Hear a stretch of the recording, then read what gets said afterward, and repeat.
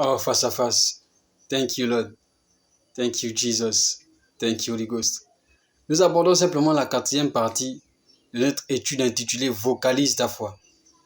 Nous croyons que le Seigneur va encore vous bénir et vous permettre d'être édifié et fortifié sur cet enseignement par la puissance du Saint-Esprit. Dans la troisième partie de notre enseignement, nous avons simplement posé une question capitale sur qui vous comptez ou encore au nom de qui vous marchez. De la même manière que David a dit, je marche au nom de l'Éternel face à Goliath. C'est la même question qu'on peut se poser tous. Au nom de qui nous marchons face aux circonstances? Au nom de qui nous marchons face aux défis? Au nom de qui nous marchons face aux oppositions? Au nom de qui nous marchons face aux épreuves de la vie? Au nom de qui nous marchons? Nous allons partir tout de suite dans 1 Samuel chapitre 17 au verset 32 et le verset 33. C'est écrit ici. David dit à Saül que personne ne se décourage à cause de ce Philistin. Moi, ton serviteur, je vais combattre contre lui. Saül dit à David, tu ne peux pas aller combattre contre ce Philistin, tu n'es qu'un enfant, alors que lui, il est un homme de guerre depuis sa jeunesse. Il est qu'un homme de guerre depuis sa jeunesse. Vous savez, c'est dans les temps de décision que naissent les contre-décisions. C'est lorsque vous avez décidé de faire une chose, lorsque vous avez décidé d'entreprendre, lorsque vous avez décidé de commencer une affaire, lorsque vous avez décidé de commencer un business, lorsque vous allez commencer un projet, c'est lorsque vous allez commencer quelque chose que vous allez recevoir certainement des oppositions. C'est dans les temps de décision que naissent les contre-décisions.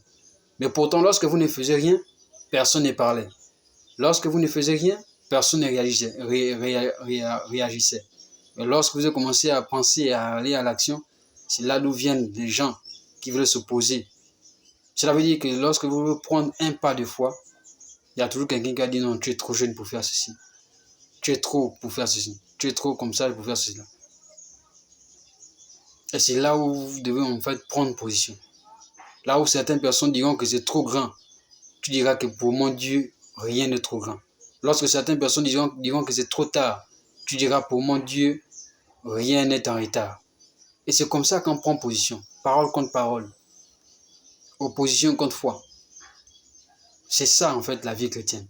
Lorsque nous partons par exemple au verset 36 au verset 37, il est écrit ici, c'est ainsi que ton serviteur a frappé le lion et l'ours. Et ce sera aussi le sort du Philistin. C'est incirconcis car il a insulté l'armée de Dieu vivant. Verset 37, c'est écrit, David ajouta, l'Éternel m'a délivré de la griffe du lion et de la patte de l'ours, et il me délivrera aussi de ce Philistin. Saül dit à David, vas-y, donc que l'Éternel soit avec toi. Vas-y donc que l'Éternel soit avec toi. Vous savez, c'est toujours très important d'utiliser vos témoignages, qu'il soit dans le secret, ou encore vos expériences avec le Seigneur dans le secret, pour pouvoir vous opposer ou encore vous donner la force de combattre d'autres réalités qui vont se présenter face à vous. Cela va vous permettre d'être boosté, d'être stimulé, d'être encouragé, d'être fortifié. Parce que si Dieu était avec vous hier, c'est qu'il le sera aussi aujourd'hui. Et s'il est avec vous aujourd'hui, c'est qu'il le sera aussi demain. C'est la raison pour laquelle la Bible dit que Dieu est le même aujourd'hui éternellement. Il ne change pas. Il est le même. Au verset 38 et au verset 39, c'est écrit ici. Saül fit enfiler sa tenue à David. Il le plaça sur sa tête un casque en bronze et le revêtit d'une cuirasse.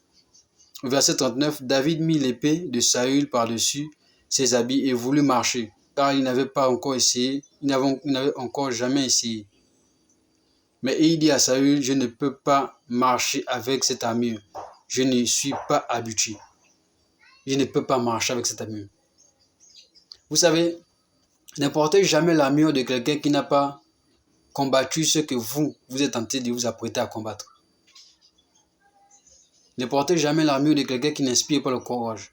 Ne portez jamais l'armure d'un leader qui n'inspire pas le courage, qui n'inspire pas la foi, qui n'inspire pas la conviction, qui n'inspire pas la victoire. Au verset 40, il est écrit ici, il prit en main son bâton, puis il choisit dans le torrent 5 pierres lisses et les mit dans sa gibelière de berger et dans sa poche. Enfin, sa fronde et à la main. et il s'avança contre le Philistin. La Bible nous dit ici clairement que David a pris des pierres avec lui. 5 pierres. Cela peut nous emmener à penser qu'il a pris 5 versets bibliques. Il a pris ici 5 versets bibliques. Le premier verset, il a par exemple pris Deutéronome chapitre 28. Vous savez, ce sont ces genres de versets que vous pouvez utiliser pour vous booster ou encore vous stimuler dans certaines épreuves. Il a par exemple pris le premier verset biblique, ou encore la première pierre. Deutéronome chapitre 28, verset 7. L'Éternel te donnera la victoire sur tes ennemis. Ils se dresseront contre toi, etc. Deuxième verset biblique, ou encore la deuxième pierre qu'il a pris, c'est Sophonie 3, verset 17. L'Éternel, ton Dieu, est au milieu de toi un héros qui sauve. Le troisième verset biblique, ou encore la troisième pierre qu'il a pris, c'est par exemple Ésaïe 54, verset 17. Toute arme préparée contre toi sera sans effet. La quatrième pierre qu'il a pris, encore le quatrième verset biblique, c'est par exemple Josué chapitre 1, verset 9. Ne t'ai-je pas ordonné, fortifie-toi et prends courage. Le cinquième verset biblique, ou encore la cinquième pierre qu'il a par exemple pris, c'est Ésaïe 54, verset 15. Celui qui s'éliguera contre toi tombera contre toi. Lorsque David a fusionné ces 5 pierres, ou encore ces 5 versets bibliques, cela a boosté sa conviction, cela a boosté sa foi. Et la seule chose qu'il pouvait faire, ce n'est que partir droit vers Goliath pour le défier. Et avec 5 pierres, mais il n'a utilisé qu'une seule pierre. Il n'a utilisé qu'une seule pierre. Et il a mis Goliath KO. Avec une seule parole, venant de la parole de Dieu. Nous pouvons mettre n'importe quel adversaire au sol. Bien qu'en vocalisant notre foi. Pour aujourd'hui, nous allons nous arrêter là et nous croyons que le Seigneur vous a encore béni. Face à face.